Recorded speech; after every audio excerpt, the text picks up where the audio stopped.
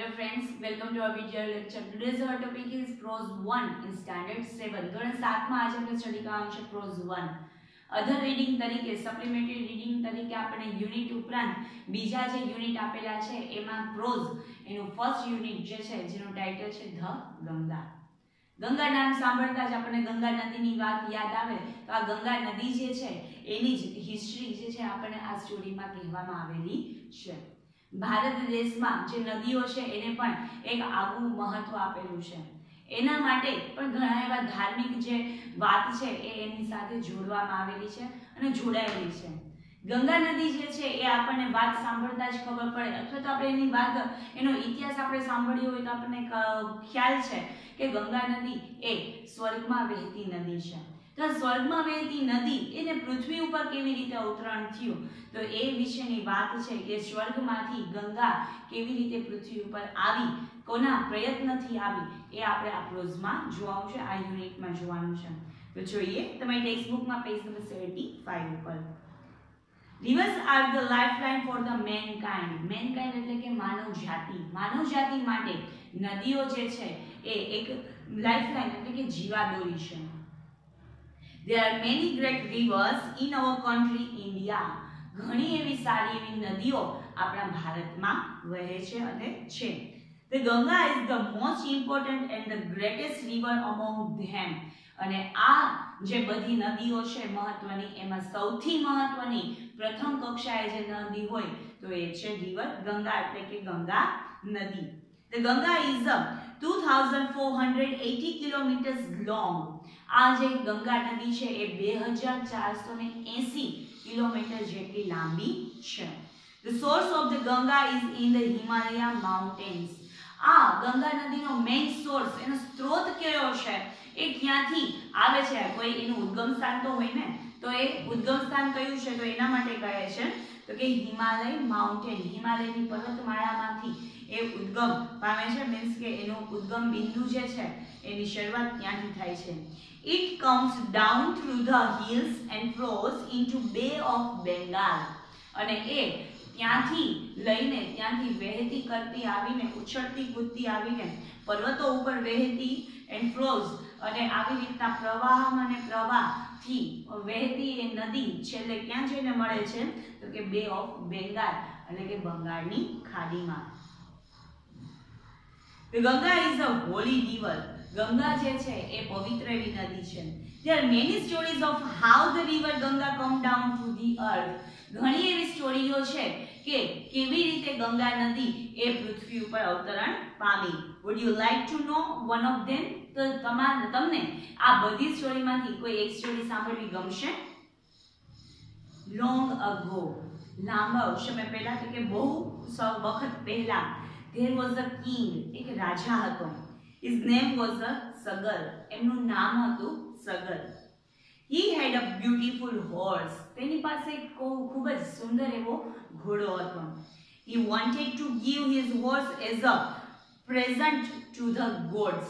અને એમને એવી ઈચ્છા હતી કે એનો આ સુંદર એવો ઘોડો એ ભગવાનને ભેટ તરીકે આપે.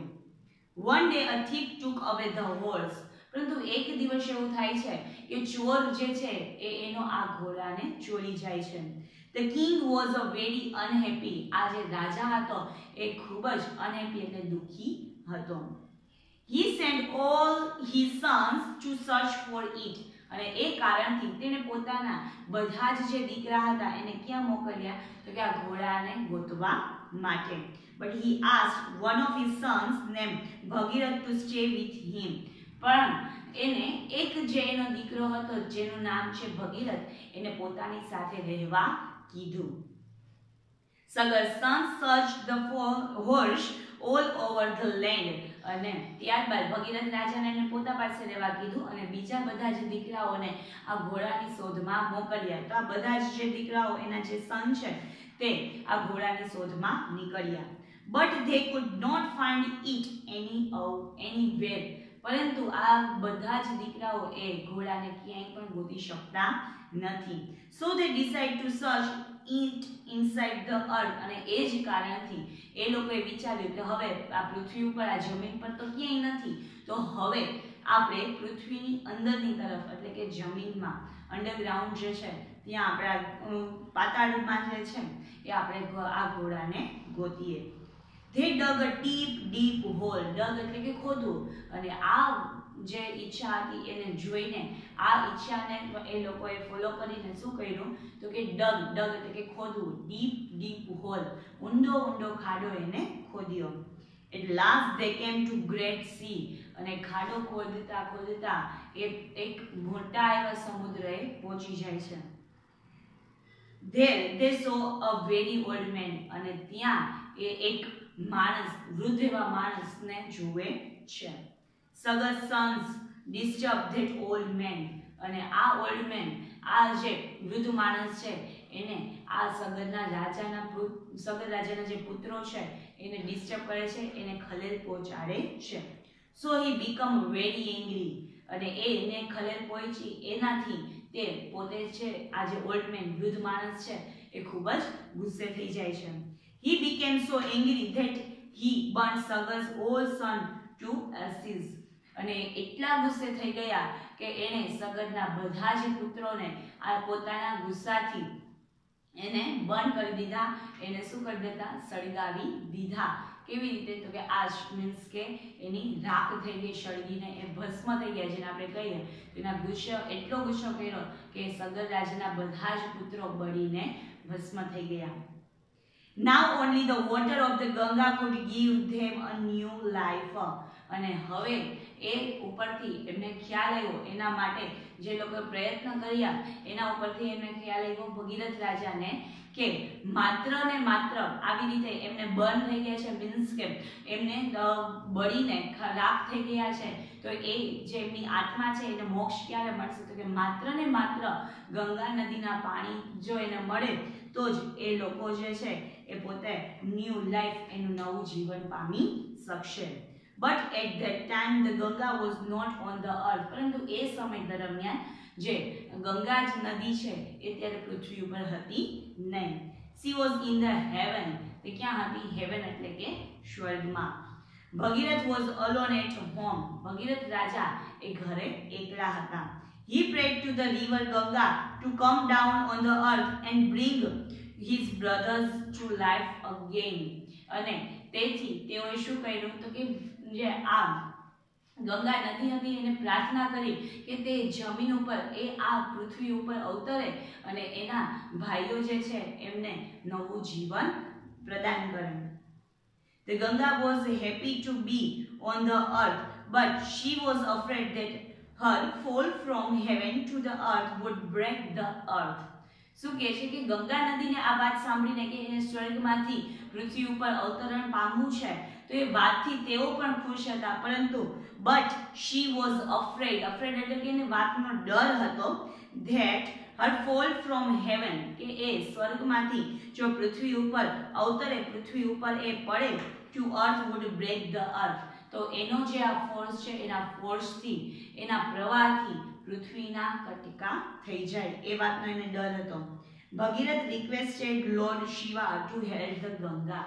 અને આ પરથી ભગીરથ રાજાએ ભગવાન શિવને વિનંતી કરી કે તેઓ જે આ ગંગા જે છે એને સ્વર્ગમાંથી પૃથ્વી ઉપર અવતરે તો એમને એ ઝીલે, એને હેલ્પ કરે એ બાબતમાં. Lord Shiva agreed. અને એ સાંભળીને ભગવાન શિવજી છે એ પણ એની સાથે સહમત થાય છે. He asked the Ganga to flow down to earth through his long hair.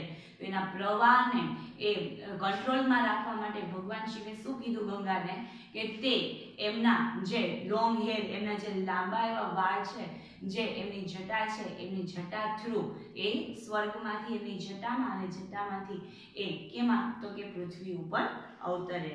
The Ganga could come down gently to the earth.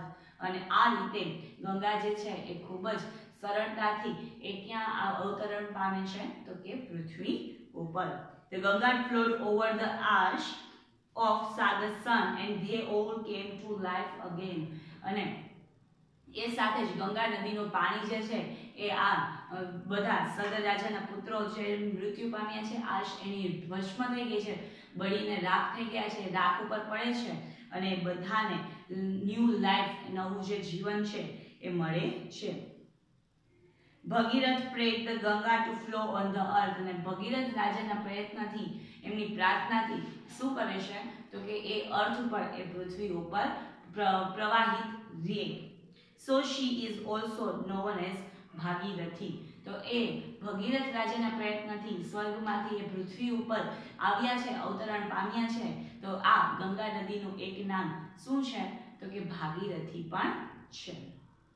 તો આ ધ ગંગા માટેની એક જે શોર્ટ સ્ટોરી હતી કે એ કેવી રીતે સ્વર્ગમાંથી પૃથ્વી ઉપર અવતરણ પામ્યા એ આપણે જોઈ. આગળ એના ઉપર એક્સરસાઇઝ છે, ઓપ્શન આપેલા છે. ધ ગંગા સોર્સ ઇઝ, ગંગાનો જે સોર્સ છે એનો સ્ત્રોત છે તે ખાલી જગ્યા છે ધ બે ઓફ બેંગાલ, બંગાળની ખાડી. High up in the Himalaya mountain, Himalaya માઉન્ટેનની જે ઉપરની ચોટી છે ત્યાંથી. અને ધ હિલ્સ કે પર્વત. તો આપણને ખબર છે જવાબ બી આવશે, high up in the Himalaya mountain. ત્યારબાદ second, the angry old man burnt up. Angry old man જે છે એટલે કે ગુસ્સાવાળા એવા વૃદ્ધ માણસે બર્ન્ટ એટલે કે બાળી દીધા all the king's sons except Bhagirath. ભાગીરથને લઈને બધા જ જે રાજાના સન હતા એને, all the of king son ખાલી રાજાના અમુક જે સન જે ગયા હતા એને, કે ખાલી ભગીરથને. તો આપણને ખબર છે ભગીરથ રાજા તો ઘરે હતા, તો માત્ર ને માત્ર જે બીજા પુત્રો ગયા હતા સગર રાજાના એને જ એ બાળી નાખ્યા હતા. તો તમારો જવાબ આવશે ઓલ ધ ઓફ કિંગ સન, બી.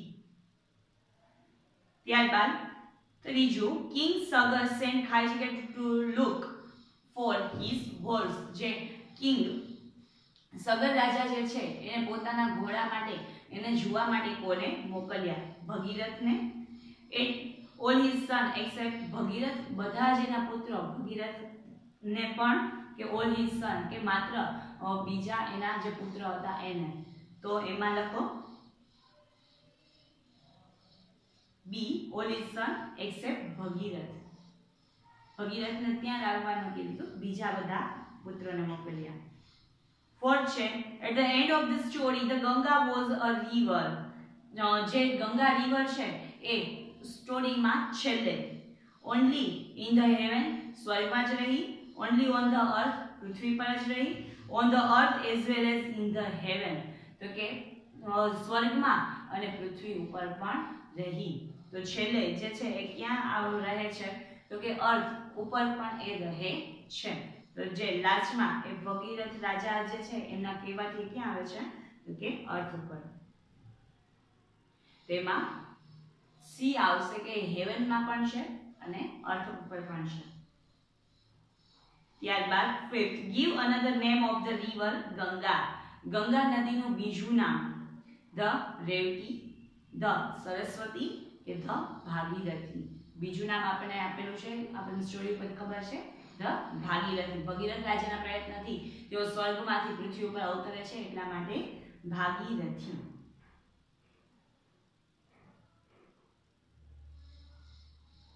તો આ રીતે આપણે જે ઓપ્શન છે એ પણ આપણે જોઈ લીધા.